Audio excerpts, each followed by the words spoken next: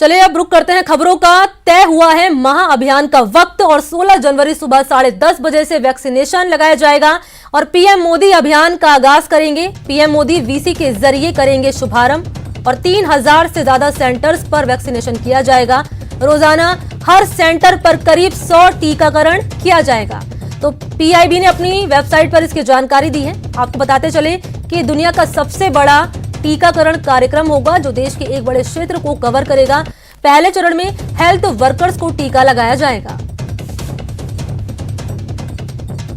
तो रोजाना हर सेंटर पर करीब 100 टीकाकरण किया जाएगा और इसके अलावा 16 जनवरी सुबह 10:30 बजे से वैक्सीनेशन कार्यक्रम शुरू हो जाएगा। तो शनिवार से शुभ टीकाकरण अभियान का आगाज होने वाला है। पीएम मोदी करेंगे अभियान का आगाज और पीएम मोदी वीसी के जरिए इस अभियान का शुभारंभ करेंगे।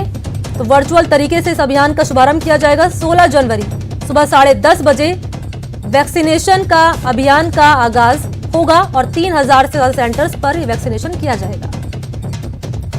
तो अब मरुधरा में भी कोरोना डरेगा भी और मरेगा भी, कैसे, ये रिपोर्ट देखिए।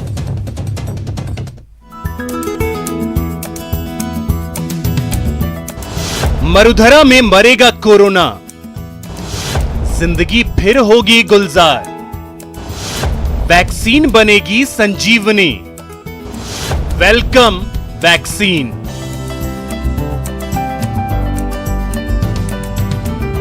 करीब 1 साल से मुरझाई जिंदगी में फिर मुस्कान लौटने वाली है।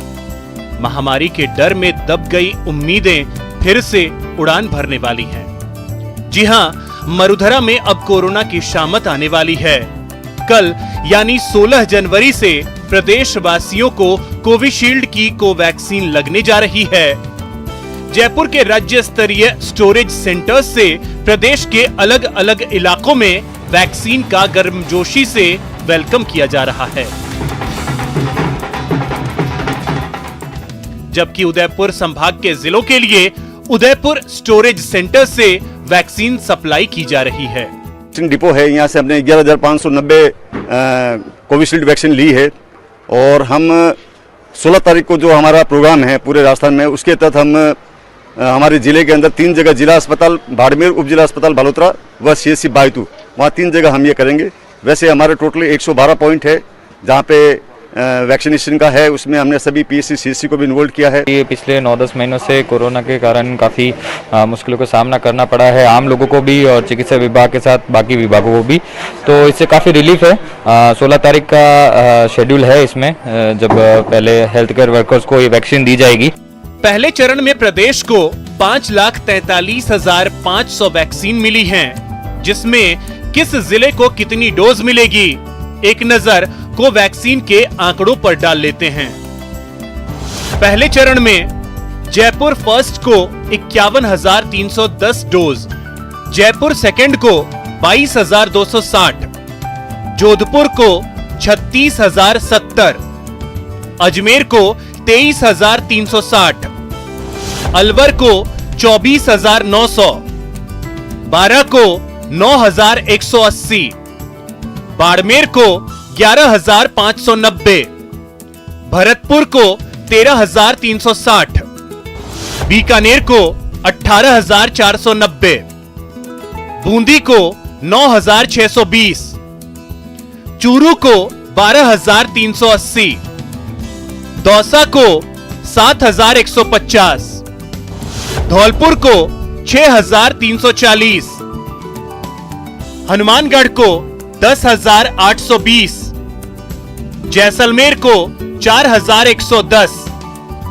जालौर को 12,900, झालावाड़ को 13,570, झुंझुनू को 13,500, करौली को 6,980, कोटा को 20,220, नागौर को 23,570, पाली को 17,120, सवाई माधोपुर को 8,990, सीकर को 12,400, सिरोही को 4,210, श्रीगंगानगर को 17,750 और टोंक को 9,250 डोज मिलेगी।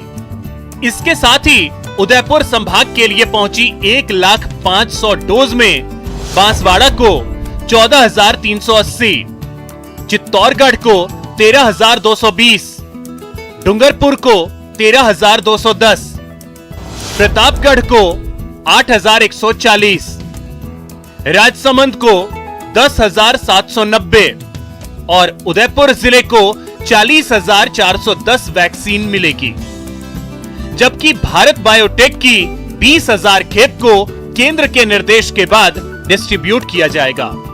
बायोटेक से जो वैक्सीन आई है वो हमारे पास थोड़ी कम डोजेज हैं। कोविशील्ड जो है वो ज़्यादा मात्रा में आई है, तो कोविशील्ड जो वैक्सीन है वो जिलों को उनके लाभार्थियों की गणना के अनुसार भिजवाई जा रही है। गहलोत सरकार ने वैक्सीनेशन को लेकर हर सेंटर पर स्टोरेज और सुरक्षा के पुख्ता इंतजाम कर लिए हैं। बस आप भी अब तैयार हो जाइए, क्योंकि जल्द ही आपको कोरोना के डर से छुटकारा मिलेगा। दुआ कीजिए कोरोना का ये टीका लगने के बाद जिंदगी फिर से पटरी पर लौट आए। न्यूज़ 18 के लिए जयपुर से सौरभ गृहस्थी की रिपोर्ट। चलिए बात करते हैं कांग्रेस के हल्लाबोल की। कल कांग्रेस का हल्लाबोल है कृषि कानून और तेल की बढ़ती कीमतों के विरोध में। कांग्रेस का कल हल्लाबोल है और कल किसान अधिकार दिवस भी कांग्रेस मनाएगी और कल ही राजभवन का घेराव भी कांग्रेस पार्टी की तरफ से किया जाएगा। कांग्रेस नेता करेंगे और 11 बजे से सिविल लाइंस फाटक पर सभा भी आयोजित की जाएगी और सभा को ही राजभवन घेराव माना जाएगा। सभा में सीएम गहलोत, अजय माकन समेत कई दिग्गज नेता मौजूद रहेंगे। तो कल से कांग्रेस का हल्ला बोल शुरू होने वाला है। सभा को ही राजभवन घेराव माना जाएगा। ग्राफिक्स के जरिए आपको जानकारी दे रहे हैं हल्ला बोल की क्या कुछ आगे रणनीति इनकी रहने वाली है। कृषि कानून और तेल की बढ़ती कीमतों के विरोध में हल्ला बोल किया जाएगा और कल किसान अधिकार दिवस भी कांग्रेस मनाएगी।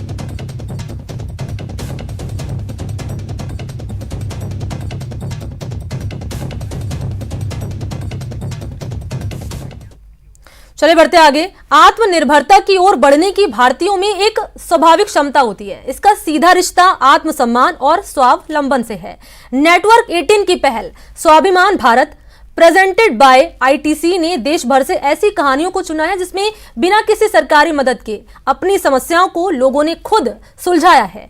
ये कहानियां हैं नए नए प्रयोगों और स्वनिर्भरता की, जो हमें एक राष्ट्र के तौर पर परिभाषित करती है।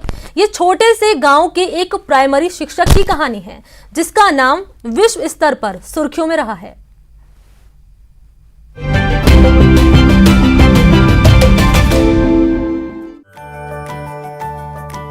रंजीत सिंह डिसले महाराष्ट्र के सोलापुर जिले में एक छोटे से गांव में स्कूल शिक्षक है जिसकी आबादी 2000 से कम है।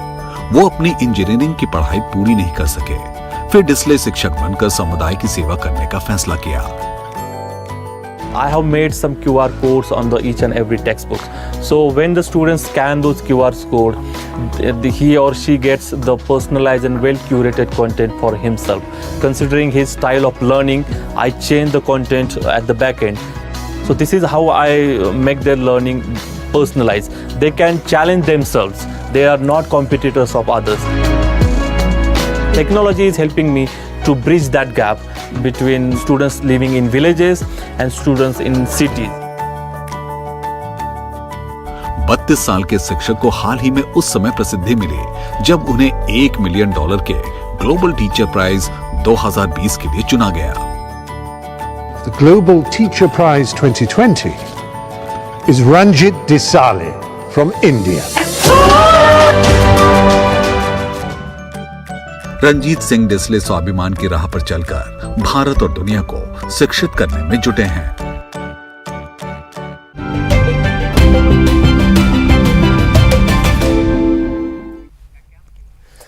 भारत से ऐसी ही एक सफलता और कहानियां देखने के लिए बने रहे नेटवर्क 18 की खास पहल आईटीसी प्रेजेंट स्वाभिमान भारत के साथ शिशु को सलाम। यहां रुकता छोटे से ब्रेक के लिए, जल्द हाजिर होते हैं।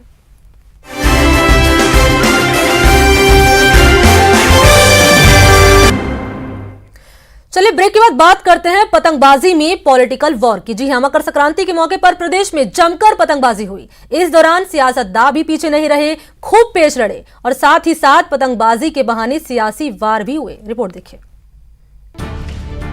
किसने काटी पतंग,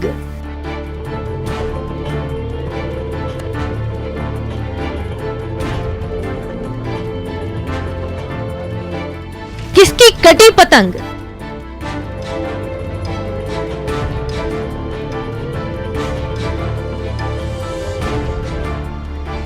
मकर संक्रांति पर सियासी पतंगबाजी।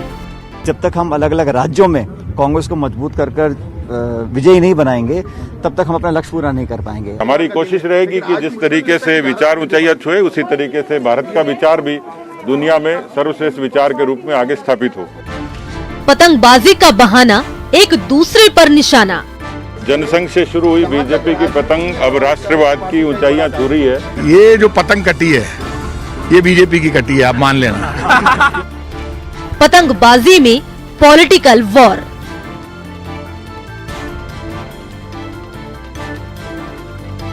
जी हाँ, इधर उड़ा कभी उधर उड़ा, पास कभी दूर चला। पतंग की डोर सियासतदां के हाथों में, लिहाजा वो भी बेफिक्र उड़ चली है खुले आसमान में। बस देखते जाइए मकर संक्रांति पर सियासी पतंगबाजी। देखिए जरा, सचिन पायलट की पतंगबाजी, मौका मकर संक्रांति का, तो वो भी पतंगबाजी में जुटे हैं। साथ ही पतंगबाजी में पॉलिटिकल वॉर करने से भी नहीं चूक रहे। मुझे लग रहा है कि हमारा सामूहिक लक्ष्य क्या है। आज आने वाले समय में चुनाव है, असम में चुनाव है, केरला में, बंगाल में, उन सब स्टेट्स में कांग्रेस पार्टी जीत कर आए। मैं बार बार कहता हूं कि जब तक हम अलग अलग राज्यों में कांग्रेस को मजबूत कर विजयी नहीं बनाएंगे तब तक हम अपना लक्ष्य पूरा नहीं कर पाएंगे। पतंगबाजी का मौका हो तो भला परिवहन मंत्री प्रताप सिंह खाचरियावास भी कहां चूकने वाले हैं। लगे हैं पतंग उड़ाने में। कहते हैं अब बीजेपी की पतंग कटने ही वाली है। ये जो पतंग कटी है ये बीजेपी की कटी है, आप मान लेना। क्योंकि बीजेपी ने जो पाप किया है ना, इस देश के किसानों के साथ जो अन्याय किया है, तो भगवान इनकी पतंग परमानेंट काटेगा। पतंगबाजी में बीजेपी भी पीछे कहां है, चाहे राज्यवर्धन सिंह राठौड़ हो या फिर अभी अभी बीजेपी में लौटे घनश्याम तिवारी।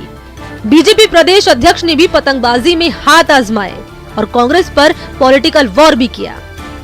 जनसंघ से शुरू हुई बीजेपी की पतंग अब राष्ट्रवाद की ऊंचाइयां छू रही है। इसलिए हमारी पतंग, बीजेपी की पतंग, ये जनता को समर्पित है और हमारी कोशिश रहेगी कि जिस तरीके से विचार ऊंचाइयां छुए उसी तरीके से भारत का विचार भी दुनिया में सर्वश्रेष्ठ विचार के रूप में आगे स्थापित हो। साफ है, सियासी पतंगबाजी में खूब पेच लड़े और पतंगबाजी के बहाने पॉलिटिकल वॉर भी हुआ। Bureau report, news 18 network. तो टीवी पर पहली बार आ रहा है एक अनोखा शो, यंग जीनियस। 16 जनवरी को शाम 7:30 बजे न्यूज 18 राजस्थान पर देखिए ओडिशा की 14 साल की ह्यूमन एटलस।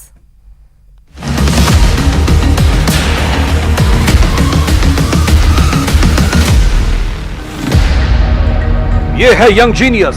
इस बच्ची का हुनर और याददाश्त बेजोड़ है।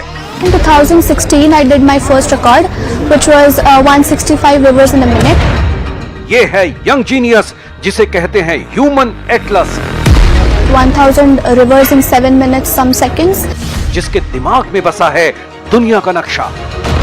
1000 cities in 9 minutes and 1000 physical bodies in 11 minutes. ये है यंग जीनियस जो 14 साल की उम्र में दुनिया पर छा गई। कौन सा गांव है जिसका दुनिया में सबसे छोटा नाम है? There's a village named A. A. Yes, it's located in the northern part of Norway. Network 18 पर एक अनोखा शो, दंग करने वाली मेघाली मालविका के साथ। एक समुद्र है जिसका कोई तट नहीं। Which sea is that? That's the sea. बिल्कुल सही जवाब। जो 9 मिनट में 1000 नदियों के नाम बता दे। Some 100 rivers of Europe. Seine, Marne, Yonne, Saône, Risle, Andle, Aube, Eure, Epte, Oise, Barse. जो 9 मिनट में 1000 शहरों के नाम गिना दे।